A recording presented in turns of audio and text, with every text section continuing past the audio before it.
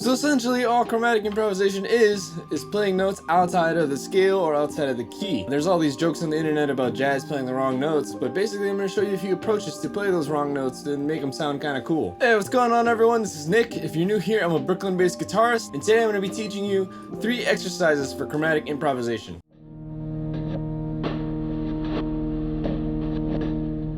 Chromatic improvisation is a huge part of contemporary jazz, and you can hear it across a bunch of different records from the past few decades. And in my opinion, it sounds really cool. And for me, it was a really kind of like mystical thing. Like, how are they doing that? How are they just playing these notes that are outside, but also sounding really cool? So the first thing is resolving inside is like a really common technique that people use in order to make it sound cool and put it into some kind of context. So if we started off in the context of something like G major, for example, we're playing over the G major chord.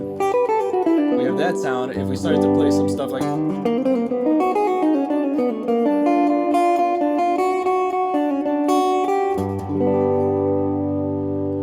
if we resolve back into the key of G major, then it sort of works. So that's kind of one like easy way of kind of making it sound not so crazy or not so weird. But anyway, before we dive into it, I just kind of want to give a few preliminary tips and a preliminary like kind of toolkits. So first of all, the first thing we're going to be using a lot is triads. And the other thing I'm going to mention is triads up a scale. So for example, if we're in the key major, being able to play G major, A minor, B minor, C major, D major, E minor, F sharp diminished, and G major.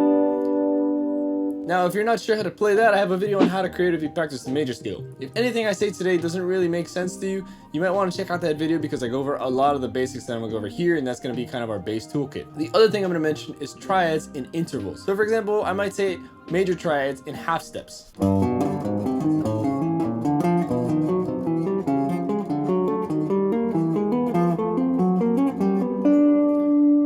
So in that instance, I played a G major triad going up in half steps. So I played G major to A flat major to A major, B flat major, B major, C major, D flat major, D major, E flat major, E major, F major, G flat major, and back to G major.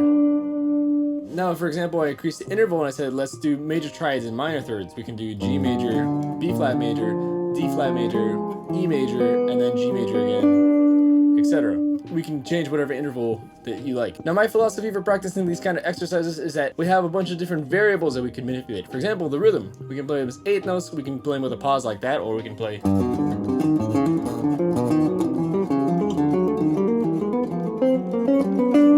We can play them the same way on the guitar if you're playing guitar.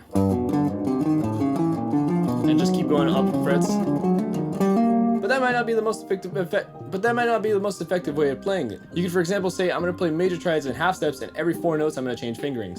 So start with those, and then here you're going to pivot to using this fingering. Then you can pivot to this one.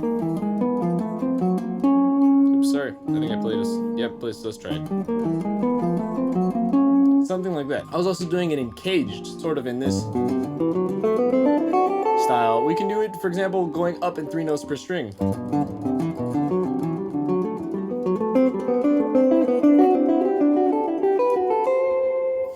Something like that. We can also do them going down, so instead of 1, 3, 5, starting on 5, 3, 1.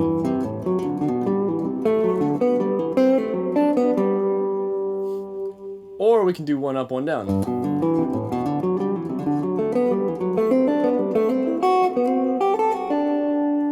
That was in triplets. We can do them as in like 8 notes or something.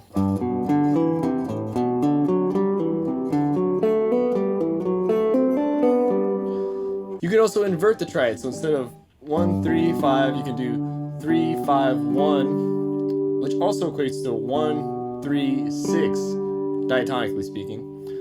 So if we started on a G, we'd get this sound. We can invert it one more time and get 5, 1, 3, or 1, 4, 6.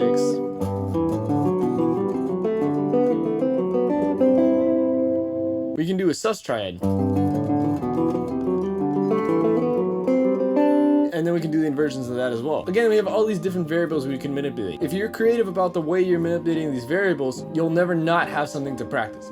This is going to be a never-ending exercise, and by switching one little thing at a time and asking yourself, can I do this? Can I do that? Can I do this? You'll be able to basically play anything. I also don't want to include tabs for this because I feel that this is a good mental exercise and it's good to be able to do it in your head. I didn't learn any of this from reading. I learned all of this from literally just sitting down on the guitar and being like, what can I do? And I feel like if you're reading, you're not really internalizing it and it's not really doing anything for your improvisation. When you're improvising, you're not reading something. The information is internal within you. So in my opinion, for this kind of stuff, you want to practice that way to reflect that. So I'm not going to include any of the tabs, but again, if you need more explanation, check out the video on creative ways to practice major scale. Anyway, so we have 3 different bass exercises. We have triads of the scale, triad inversions of the scale, and triads and intervals. So now let's get into the chromatic approaches. So the first one you may have already heard of. This one is called approach tones. So essentially what we're going to do is we're going to take these exercises and we're going to apply approach tones to every note. So an example of that would be, let's play G major triads going up a G major scale, and we're going to have an approach note from the root. So we're going to play a G major triad, which we have G, B, D, and we're going to insert an approach tone, which is essentially, I'm going to put a half step below the note and resolve up by half step. So half step below G would be F sharp. So we have F sharp. Now we have F sharp, G, B, D. So the notes we have are F sharp, G, B, D. Then the next one we're going to have G sharp, A, C, E. So we're approaching A minor. The next one's going to be a B minor triad. So we're going to play A sharp, B, D, F sharp, and then B, C, E, G for the C major triad. And then for the D major triad, we're going to do C sharp, D, F sharp, A. And then for the E minor triad, we're going to do D sharp, E, G, B. And then we're going to have F natural, F sharp, A, C for the F sharp diminished, and then F sharp, G, B, D. So if you play it up to speed, it sounds like this.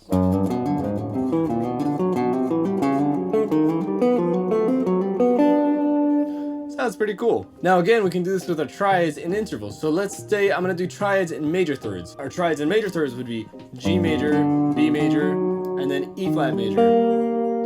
Now with every triad you're playing a major third in it. So it's going to be the second note that you play. That's going to be the first note of the next triad. So if we were to add approach tones to that, we'd have F sharp, G, B, D.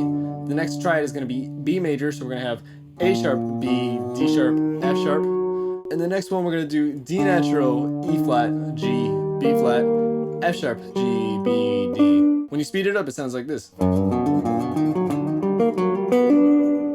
So that's one of them, then you can do that for any of them. The next step would be to do an enclosure. So an enclosure is essentially playing the half step above and below a note. And it can be in any order too. So for example, I'm going to start from one above since the approach tones are from below to vary it up a little bit. So I'm going to do G major and I'm going to do it in the 3 notes per string scale just to vary up the fingering a little bit. So essentially what we're going to do is we're going to surround the G and we're going to play the half step above, below, then to the G. So it's going to be A flat, F sharp, G, and then B, D.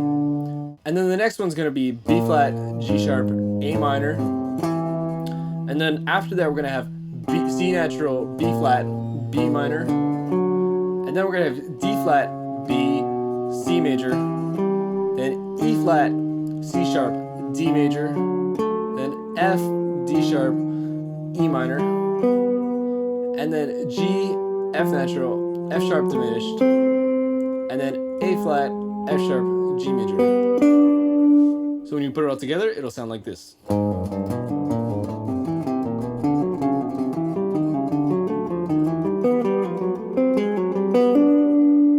Then we can also put it to our triads and intervals, but this time what I'm going to do is I'm going to change up every inversion of the triad that I'm playing every time I play a new triad. So essentially, let's do G major triads in whole steps. So we're going to start off with a G major triad. I'm going to do the enclosure now a half step below and a half step above. So the first one's going to be G major. I'm going to do F sharp, A flat, G major. Then the next triad is going to be A major. Now we're going to start on the third of A major, which is C sharp, which is conveniently located a half step below the fifth of G major. But I'm going to add an enclosure to that. So we're going to start off with the enclosure of G major. We're going to play F sharp, A flat, G major.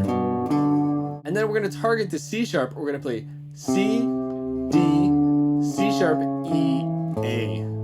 Then the next one is going to be a B major triad. So from our A, we're going to go up to B. We're going to go to the root of B. So right now we're alternating roots and thirds. Now we're going to play the enclosure to B, which is going to be A sharp, C, B major, which is a cool voice leading things. So if we played the whole thing that we have so far, we have F sharp, A flat, G major, and then we have C, D, A major first inversion, and then we have B flat, C, B major. So if I put it all together, it'll sound like this.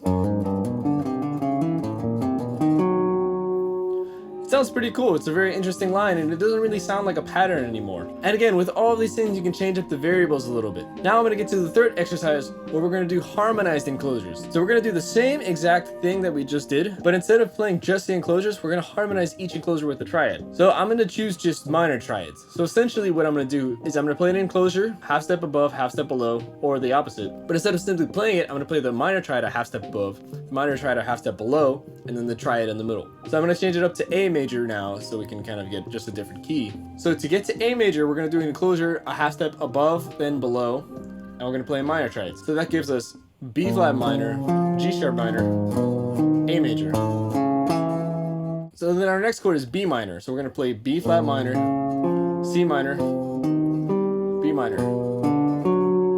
Then our next one is going to be C sharp minor. So we're going to play C minor, D minor, C sharp minor.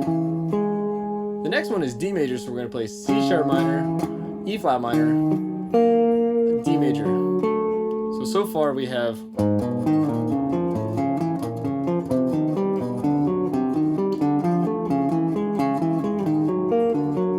So that already gets us a lot of different interesting information. We can also do like one up, one down thing we were talking about. So for example, let's say we're going to do one up, one down, and we're going to do that. So we'd have G sharp minor up, B flat minor down, A flat major up. Then the next one we have B flat minor down, C minor up, B minor down. So with just those two chords, we have this. It's a really cool sound, and we start to get into some chromatic improvisation. And again, with all these things, we have different variables. We have the triad quality, we have the triad inversions, we have the rhythm of what we're playing, we have the intensity of what we're playing, we have the key of what we're playing, we have the intervals, all this stuff. This is really like a never-ending journey, so honestly, take your time with it and just explore it a little bit at a time. This is what I'm practicing now, a lot of it. It's just going through this, like, oh, can I play this? And then I try it. And then I'm like, oh, can I do this? And then I try it. This is sort of like a pretty intellectual exercise, which isn't the most musical thing, but the idea is I'm feeding my ears with the information of these triads, and thus giving my ears some kind of chromatic approach, so when I want to leave the key, I'll actually be able to hear it rather than intellectualize it, making it more natural sounding, I hope. At least that's how I hope it comes off. But to me, that's the whole point of music theory, and thinking of stuff like this, it expands what we can play, and it expands what we do. So that's about all I have for you today. If you've enjoyed, please like and subscribe. I'm making new videos every Monday and Thursday, and if you made it this far, thank you so much for watching. Do me a favor and comment a guitar emoji down below if you've seen this far. I kind of want to just see who makes it this far in the video. As always, if you have any questions, but thank you so much for watching, and I'll see you next time. Take care.